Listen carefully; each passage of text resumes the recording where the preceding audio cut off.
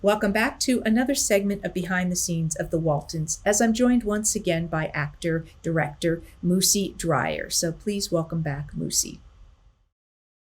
Well, I mean, with all these, as you said, you worked on so many, and I'm going to, on your behalf, share some of this. Some of these shows that you worked on in your earlier years of acting: Hunter, Cagney and Lacey, Highway to Heaven, A-Team, Different Strokes, Glitter, Family Ties, Chips, Phyllis, Little House on the Prairie, Emergency, Police Story, Apple's Way, The FBI, Adam 12. As you mentioned, the Bob Newhart show that you did a recurring role on as Howie Borden. Mm-hmm. And then this last, no, it said you did 2 episodes of Lassie as Tommy. And isn't Tommy... So what went on there? Because I know John Provost played Tommy for X amount of time. Well, let me just back up and say all those things you listed, yeah, guilty as charged. But okay. No, I was Tommy, I guess. But Provost, the whole famous Down by the River, that was Timmy. Oh, Timmy. Okay. Yeah, so I was the made-for-television, cheaper version of Timmy, I guess. No, I did a 2-part episode of Lassie when I was very, very little. And I revisited it recently because I had a thing with Pamela Ferdin, who was on that show, and Larry Wilcox as well. It was a 2-parter where I was this kid who was lost, and I was a mute. I was deaf. I couldn't speak, which was perfect because I was off book right away. And Lassie saved me, and Larry Wilcox put me on the horse, and they took me back to the ranch, and Pamela Ferdin's character, I believe his name, Lucy, could speak sign language. So it was a 2-part thing where they had to find my father and reunite me with my family. But yeah, no, I wasn't Timmy down by the river. Okay, but, thank you for the I was kind of down by I was saved down by the river. Well, by Lassie. So that's what Lassie does. Yeah. Were there standouts for you amongst all that jumping around from show to show, things that either because you really enjoyed the storyline you got to play or because there was something that was really special and memorable about the people you were working with, the location, the filming of it in some way? Sure. I mean, so I did a movie called Oh God, where I played John Denver's son and Terry Garr's son. And worked with George Burns. And George Burns. And I got to sit in his dressing room. Thing. Yeah. Yeah, it was surreal. And it was directed by Carl Reiner. Oh. And his son, the late Rob Reiner, was on the set a lot because he was learning how to direct. That was when he started to kind of get behind his dad and shadow his father. I mean, that was a standout for me because this was 1978 or something like that. I don't know, but maybe a little earlier. I was a huge John Denver fan. I mean, his voice is so pure, clean, and pretty. And I loved it. I mean, he's like the male version of Karen Carpenter to me, just so like clean. You don't even have to touch it. Don't futz with it. That was futz, I said, by the way, with the Z on the end. So I got to sit in John Denver's motorhome because he wanted to run lines for a scene or 2 that we had coming up. And I found myself in a motorhome with John Denver and an acoustic guitar. And I was the one kid audience to John Denver singing to me. I'm like, who gets to do that? I mean, that's ridiculous. Another couple things. I did a movie that we called Homeward Bound, where not a very uplifting story. I had cancer. I was 16 years old, and David Solon was my father, whatever. But the location of it, the experience was like, it was just every scene there was meat to it. You know, you're not just a kid running through the frame, yelling at the other kid or whatever. It was like acting, and like that really stood out to me. I loved doing that. I did an episode of Family Ties once, and I've known Michael J. Fox for many, many years. And one great observation I had was it wasn't even part of whatever scenes I was in. It was like I would watch Michael come into a scene, and it just suddenly worked so much more when he was on it. And that's not a dig to Meredith Baxter Birney or Justine Bateman or anybody else. It's just when he came in, everything picked up. And that's a talent that's like the sitcom Elvis, in my opinion. Like, and John Ritter had that too. And a lot of, there are many others. But I just remember just seeing it in person, going, man. And I was so happy for him because he used to sell chunks of his sofa to survive before, deciding whether he was going to move back to Canada or not. He's struggling, but such a talent, undeniable. I think that, okay, I'm sorry, I'm just being long-winded, but I did a film called American Hot Wax, and it was with, so Fran Drescher, Jay Leno was in it, Lorraine Newman, Chuck Berry, Jerry Lee Lewis, the actual, and I played the president of the Buddy Holly fan club, and I come into a disc jockey's booth, who was Alan Freed, played by the late Tim McIntire. And I had a bunch of scenes in the movie, but there was this one scene where I realized that I'm experiencing probably the best acting setup in my life. Like the director, my co-actor, or I was his co-actor, the production, the Warner Brothers, the material, everything came together at once. And I was like, I am proud of that. Because I'm not proud of a lot of things I did, and it's no one's fault. It's just, thumbs down. But that was a highlight of my life. I just like that scene. I walked away I slept so well that night. That's great. That's all. Have you done much theater as an actor? Yeah, years ago. But yeah, if you directing theater is really so much more rewarding for me. I love it. I love the instant fixes and the gauging of the audiences, and a different show every night. It really is. Wondering, because when you were talking about, some of the acting work and some of the things where you really felt like they were real, it was real scenes, real material. Mm-hmm. And I know for me, when I started kind of getting a little disenchanted with acting, it was that having come from a situation where, you're part of a show where you're there every week, and maybe not every storyline you get is great, but you get enough, and regardless, you are part of the core of the show. So everything, it's your show. You're a piece of it. You're, part of that ensemble. And then to go out into other places and maybe go, I've got a day here. I've got a couple scenes here. I've got, Yeah. It just doesn't have the same degree of satisfaction as an actor. And sometimes getting to do theater, like this, that was what was just so great about having just this On Golden Pond production I just did, is it's a heck of a show. And it's there's a lot to the character, a lot of layers and a lot there. So you feel like you've done something. And by the end of the, each performance, you feel like you had an experience as a performer. And that happens less and less. So sometimes theater, it's why I know a lot, Richard Thomas prefers theater to film and television, because all of that sense of it's the actor's medium. So I didn't know if that impacted any of your choice to want to or prefer to be on the other side. Yes and yes. I mean, I just, you're so correct in my opinion about theater, and it's just cutting the fat out and getting right to the truth of storytelling. And there's ego that could be there, but it's really, there's a lot of ego just checked in at the door. And it's just about the work. It's just about the process, about how effective and truthful we can tell this story. And I love it. Can I ask you, so you're on Golden Pond, you directed it or you were starting it? You're in it. Yeah. Yeah, it must have been, okay, I can see.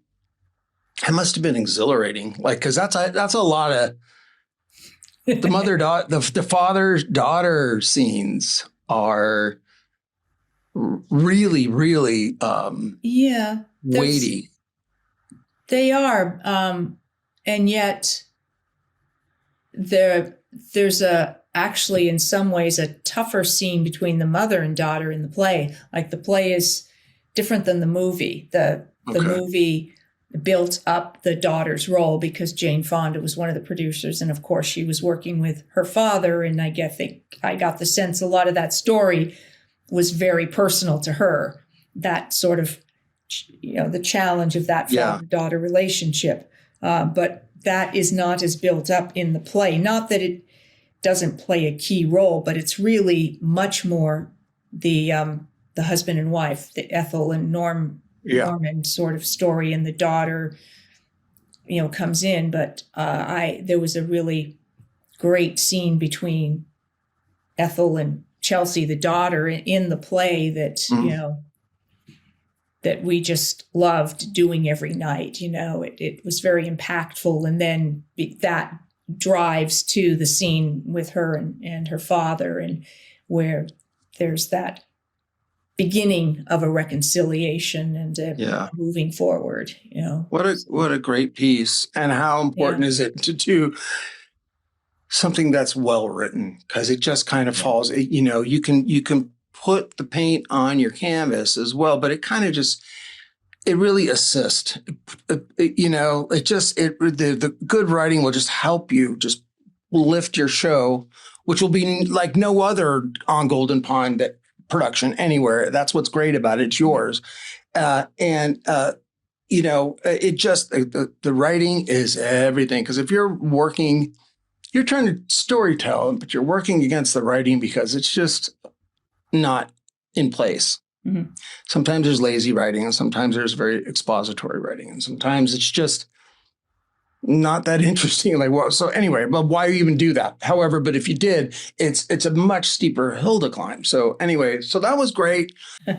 Not to be all over the place, but I was just watching one of your recent shows, this show, and very good, very good. But you were talking about smoking on the sound stages, whether or not and that, I'm just remembering this because I watched it last night. That was a thing. I hated it.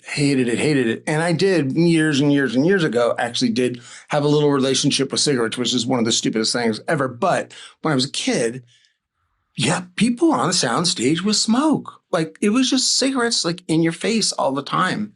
And when I heard you talk about it, I think you were answering questions from, like, how did I not remember that? Yes. And then you go home and you're like, everything smells like smoke. I did not completely remember even when I was answering, because then I remember Ellen Corby.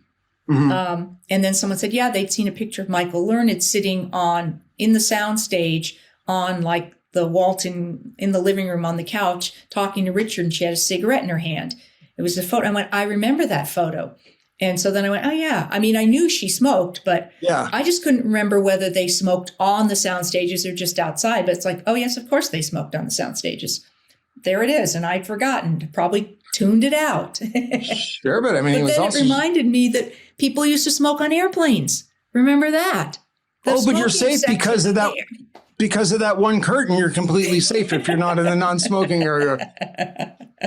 And there were little ashtrays on the arms. Jeez. But also on the set, it wasn't just the Michael Learneds, and it was, the gaffers and, sound people and, everybody. Crazy. Yeah, the airplane. That created that smoky haze that made everything have more depth to it, of course. It's crazy how smoking used to be glamorous. If you look like in all the movies, you're just going to die earlier. Yeah. I Love Lucy. They're sitting down to play cards, and they're offering, everybody's having a cigarette because a cigarette and a drink, that was because a cigarette relaxes you. And so does the martini or the highball or whatever. Yeah, whatever they were having. Jeez. My goodness. So you talked about you're also doing a lot of voice work. Have you voiced characters that people would be familiar with? Yeah, I'm a couple, but not too famous. Like in the original Shrek, I was this character in the church or whatever, this old man or whatever. But there are these different divisions of voiceover work. Some people can do it all. There's like the radio spots, commercial kind of voiceover career, and then there's animation. I mean, that's Bob Bergen and Richard Horvitz and all these people who do all these crazy, silly, wonderful voices. What I did was years of ADR work, which is looping, basically. You've probably gone in and looped your own voice from time to time if they needed to, Right. And it used to be just like, your background voices, but years back, it really evolved to, so I was Christina Ricci's father on the other end of the phone in the film Monster with Charlize Theron. I don't know why I just thought of that, but and your voice is on you're the weatherman, or you're this and you're that, or we revoice people. And, we let's just say, so I did a war film and they shot in South Africa, right? So you have to have a certain amount of local hires over there. So they had these guys who are actors, soldiers, but they didn't sound like American. They were supposed to be American soldiers. So these poor guys probably invite their families to go see the movie, and it's not even their voice. But I mean, I can kind of get the producer's end of it too, because they don't sound American, but they had to hire a certain amount of local actors. So we would go in and record all their dialogue, watching the screen really closely, because your lips have to be in sync with theirs. And like that. So it became a whole new beast other than just, restaurant background noise. Mm-hmm. So I did that for many years. Dubbing, like foreign language? Oh, yeah. Dubbing into English? Yeah. Huh. Oh, God. I have never watched The Waltons in a foreign language. I just have not been ready to watch myself and hear somebody else's voice doing my dialogue. I don't know how that would feel.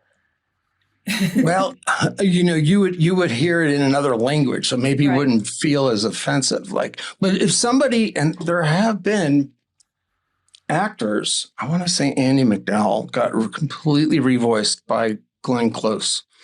I could be wrong about that. If only I had Google on this little phone. And completely redid a whole big part of hers, which is very offensive. Like, why hire this great actress anyway, Andy McDowell? Or don't hire her. But if you were completely replaced in your own language, that's something I'm with you. I would not want to hear that or see that. But if you have to be dubbed, then you have to be dubbed, because people in other countries, I understand. And I'm happy to hear that, because I never quite knew how that casting went about. Now, I don't know if it's the same in foreign countries, and whether they dub it in that country or they do it here in the U.S. with someone who speaks that language, or how it's done. But obviously, you're an actor. You're a director. You know how to approach those soldiers and with a performance, not just I'm just going to say the line so they match the lips. And those are the things that I guess would most concern me, is because the tone of voice and the inflections and all of that are so much a part of what we're creating as a character, that you want to trust that the hands that you are being put into are honoring your original intent as an actor. 100%. You're an actor, so that would matter to you to try and do your best to honor what was intended in that actor's performance.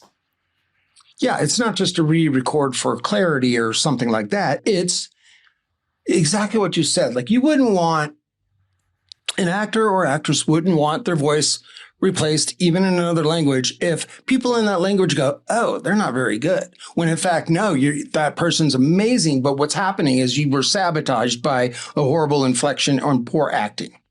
So yeah, it's really important. It's been a thing, with SAG. It's been conversations on top of conversations for so many years, the voice replacement situation, and now AI. Yeah, I mean, was going to you ask know, you to sort of speak a little bit about that and thoughts and what you think. I mean, I know as an actor, I have concerns about live work being completely eliminated for technology. well, of course, because it's crazy what they're doing now, what they're able to do. I think AI has already replaced good human beings who need to support their families in all facets of not just the entertainment field, but in other areas. And look, it's really impressive and it's great. And I'm all about, evolution and technology. That's great. I mean, there was people would gather around their radios at one point, and hey, how great is it that now, whatever but AI is good for a lot of things. But I think as far as entertainment, I think it's going to take the heart out of a lot of the work. It's going to take the heart out of it because there's nothing like. So, for instance, people go to chat GPT and go, okay, I want to write a letter and this is my story. This is what I'm trying to get across, yada, yada. And then they'll get a very informative, well-written letter. Okay, that's great.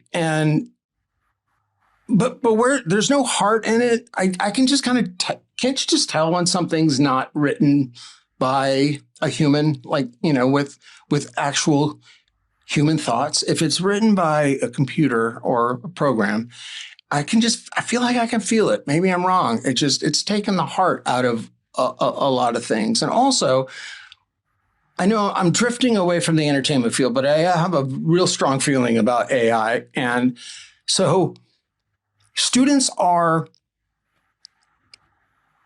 answering quizzes or turning in papers that were written by Chat GPT or just AI. Professors are grading papers using Chat GPT. So eventually, are we going to have people who never really learned what they should be educating themselves with in college or wherever? I just feel like, I don't know. I think we're a generation away or generation and a half away from being in real trouble for just like not using the thinking muscle enough. And, just use your brain. It's there for a reason. It's a blessing.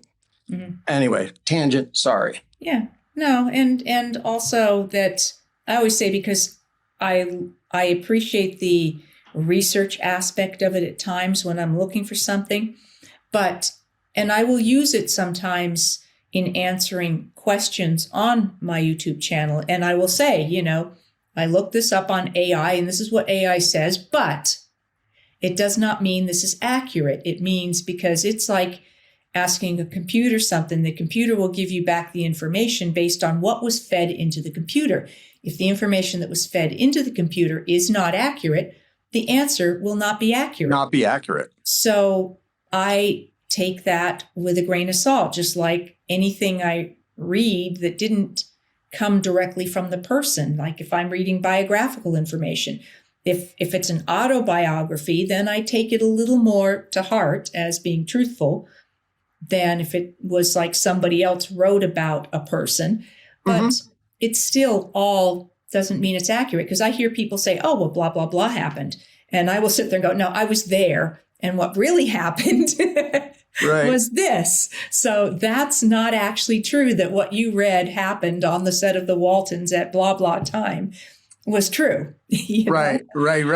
It's like something becomes a rumor. It gets put out there. It gets perpetuated as a rumor. And then everybody thinks, if it's said often enough by enough people, that it's true. AI, there's so much good, but there's a little concern factor about it on the other end of it. So, but that's all. There needs to be, yes, a learning curve on its usage and how it aids without eliminating too much of humanity. Yeah. So I did want to touch on it and let you have an opportunity to tell my viewers about your podcast that you do with Jonathan Rosen, so that they can check out what you're doing, because you have a lot of wonderful guests that I think they would be very interested in listening to. And you're covering a similar genre of pop culture and things of that era that I think appeal. So over I to appreciate that. Well, we do have a lot of interesting guests, but we really have one that really matters. Her name's Judy Norton, and she'll be on soon on Pop Culture Retro. And we're on YouTube. We're also like audio only on Spotify and Apple and all those things. But appreciate that. Yeah. Appreciate that. Yeah. And you've been doing yours about as long as I've been doing mine, I think, which I didn't realize. I just did my 100th episode because do you know who the former child actor Ike Eisman is? I do not. Oh, okay. He is an outstanding human, and he was an actor that did so much, like Escape from Witch Mountain. He was in Star Trek and all that stuff. I grew up knowing him, and he's just a great guy. And he did about, I'm going to say like 160 episodes with Jonathan Rosen. Mm. And one day he's like, you know what? I'm going to write a book. And I'm going to step away. So they asked me if I'd step in for him. I was going to ask you about, in terms of this point in your life, what drives you, motivates you, what makes you happy, and what do you maybe still want to, what do you look forward to? What are some of the goals you still have? Well, okay. Thank you for asking. I have goals. I'm a director at heart.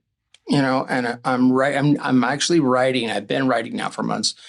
Something that I believe will come to fruition at some point. I am going to be, when this happens, I'm going to be the co-creator, and that way I'll be able to I'll direct, but also just have my hand in the direction of the story that I want to tell. That's my future. But I will say this. So I have one son. He's 20 years old. As soon as I became a father, it's like all the acting and all that other stuff, I already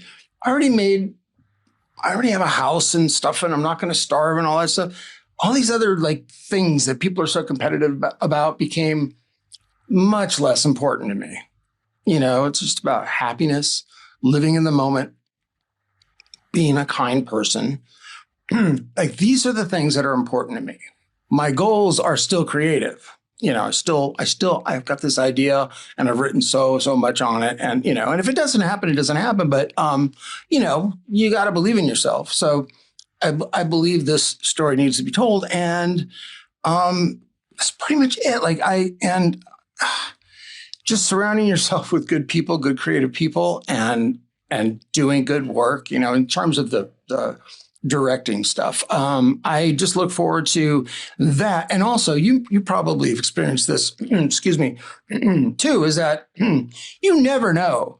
Tomorrow you're going to get a call and it's like, hey, before you know it, 8 days from now, you're working on this thing you had no idea was going to come into your life.